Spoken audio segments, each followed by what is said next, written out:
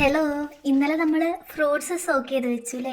ഇനി നമുക്ക് ബേക്കറി ടേസ്റ്റിൽ, അത് ബേക്കറിയിൽ ഉണ്ടാക്കുന്ന പെർഫെക്റ്റ് ടേസ്റ്റിലൊരു പ്ലം കേക്ക് ആക്കിയാലോ? ഇതാ നമ്മൾ നേരത്തെ സോക്ക് ചെയ്ത് വെച്ചാൽ ഡ്രൈ ഫ്രൂട്ട്സ് ആവശ്യത്തിന് എടുത്തിട്ടുണ്ട് കേട്ടോ. പിന്നെ മൈദ, ഒരു 5 മുട്ട, പിന്നെ പഞ്ചസാര, അത് ഓരോരുത്തരും മധുരത്തിനനുസരിച്ച് കേട്ടോ. പിന്നെ നമുക്ക് അവൈലബിൾ ആയിട്ടുള്ള ബട്ടർ, ഇത് ബട്ടറിന് പകരം ഉപയോഗിക്കുന്ന കേട്ടോ.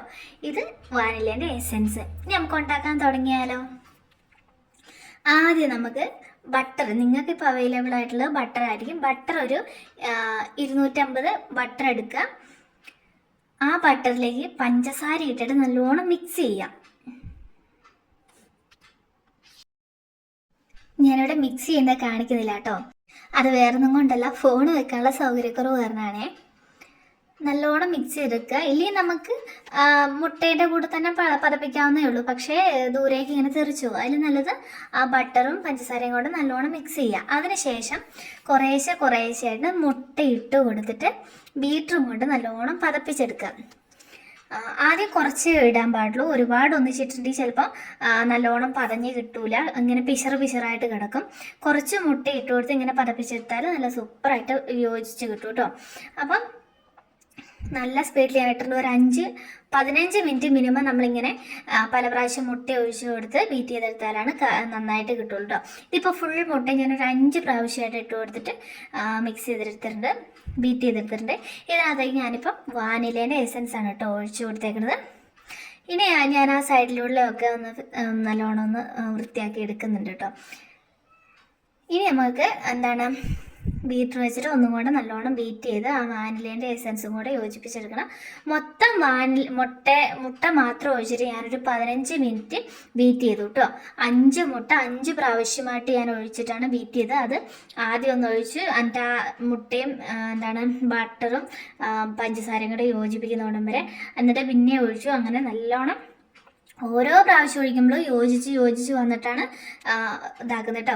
ലാസ്റ്റ് ഇത് പാകമായോ എന്നറിയാനുള്ള പരിപാടി, നമുക്ക് പഞ്ചസാര തരി ഉണ്ടോ എന്ന് തൊട്ട് നോക്കുക. ഈ പഞ്ചസാര തരി ഉണ്ടെങ്കിൽ നമ്മൾ വീണ്ടും എന്ത് ചെയ്യണം, ബീറ്റ് ചെയ്യണം കേട്ടോ. ഞാനിവിടെ ഡ്രൈ ഫ്രൂട്ട്സ് തൂക്കിയാണ് കേട്ടോ എടുക്കുന്നത്. ഇതിപ്പോൾ 2 പ്ലം കേക്കാണ് ഉണ്ടാക്കുന്നത്, 1/2 കിലോൻ്റെ. അപ്പോൾ 1 കിലോയ്ക്ക് പാകത്തിനാണ് ഞാൻ എടുക്കുന്നത്. അപ്പോൾ ഞാനൊരു ഏകദേശം 400 ഡ്രൈ ഫ്രൂട്ട്സ് എടുത്തിട്ടുണ്ട്. പിന്നെ കാഷ്യൂനട്ടും, നല്ല പൊടിഞ്ഞ കാഷ്യൂനട്ട് നമുക്ക് കേക്ക് ഉണ്ടാക്കാൻ ചോദിച്ചാൽ കിട്ടും കേട്ടോ.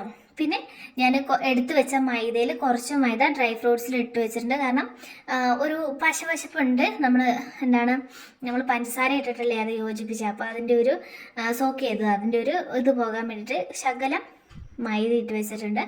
ഇനി നമുക്ക് ബാക്കി മൈദ നമ്മൾ നേരത്തെ ബീറ്റ് ചെയ്ത് വെച്ച ബാറ്ററിലേക്ക് ഇട്ട് കുറേശ്ശെയായിട്ട് യോജിപ്പിച്ചെടുക്കാം കേട്ടോ. ഒന്നാകെ ഇടരുത്, കുറേശ്ശെയായിട്ട് ഇട്ട് ഇളക്കിയെടുക്കണം. ഞാനിവിടെ ഒരു 3-4 പ്രാവശ്യമായിട്ടാണ് കേട്ടോ യോജിപ്പിച്ചെടുക്കുന്നത്. നിങ്ങളിത് ഉണ്ടാക്കുമ്പോൾ നല്ലോണം വൃത്തി കണ്ടിട്ട് വേണം കേട്ടോ ചെയ്യാൻ. ഇതിപ്പോൾ ക്യാരമലിൻ്റെ സിറപ്പാണ് കേട്ടോ ഒഴിക്കുന്നത്. ക്യാരമലിൻ്റെ സിറപ്പ്, നമുക്ക് ക്യാരമൽ സിറപ്പ് ഒഴിക്കുന്നേക്കാൾ നിങ്ങൾക്ക് താല്പര്യം ക്യാരമൽ സിറപ്പ് ഉണ്ടാക്കാനാണെങ്കിൽ നമുക്കത് പഞ്ചസാര വെച്ചിട്ട് ഉണ്ടാക്കിയെടുക്കാവുന്നേ ഉള്ളൂ. ഞാനിവിടെ ക്യാരമൽ സിറപ്പ് ഒഴിച്ചിട്ടാണ് ഈ കേക്ക് ഉണ്ടാക്കുന്നത് കേട്ടോ.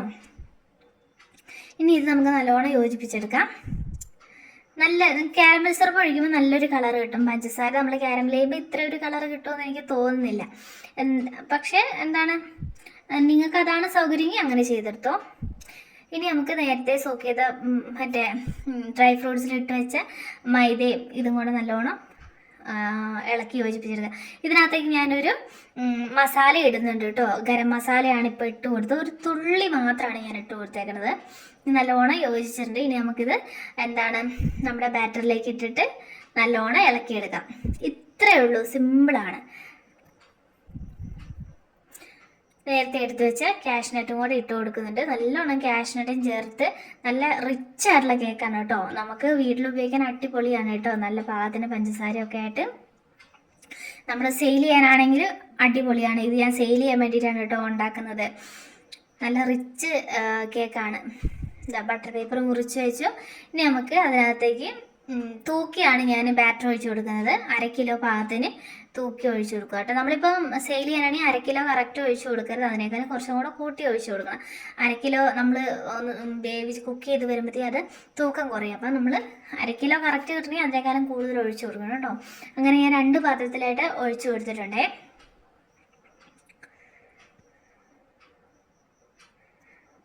ഇനി ഇത് നമുക്കൊന്ന് ഷേപ്പാക്കി എടുത്തിട്ട് നമ്മളെന്തായാലും ബേക്ക് ചെയ്യാൻ വെക്കുമ്പോൾ അതൊന്ന് ലൂസായി ഇതായി വരും. എന്നാലും ഒരു ഷേപ്പിൽ വെച്ചിട്ട് നമ്മുടെ കാഷ്നട്ട് ഒന്ന് ഡെക്കറേറ്റ് ചെയ്ത് വെക്കാം.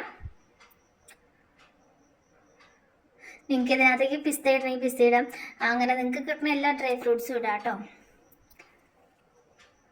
ഇത് ഞാനിവിടെ ബേക്ക് ചെയ്ത് കൊണ്ടുവന്നിട്ടുണ്ട്. ഞാൻ 200 ഡിഗ്രിയിൽ 1 മണിക്കൂർ ബേക്ക് ചെയ്തിട്ടാണ് കേട്ടോ 1/2 കിലോ വെച്ച് 2 കേക്കായത്. ഇതിപ്പം ഞാനൊന്ന് മറിച്ചിട്ട് കാണിച്ചു തരാം എങ്ങനെയുണ്ടെന്ന്. മുറിച്ച് കാണിക്കാൻ പറ്റില്ല കേട്ടോ, ഇത് സെയിൽ ചെയ്യാൻ വേണ്ടി ഉണ്ടാക്കിയതായതുകൊണ്ട് മുറിച്ച് വെക്കാൻ പറ്റില്ല.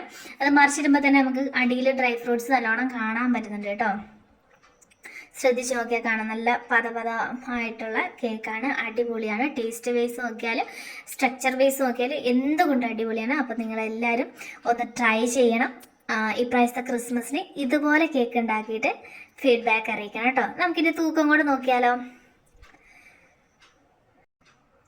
ഇതാ ഒരു കേക്ക് 523 ഗ്രാം ഉണ്ട് കേട്ടോ. അപ്പോൾ ഇന്നത്തെ വീഡിയോ ഇത്രയേ ഉള്ളൂ. ടാറ്റാ.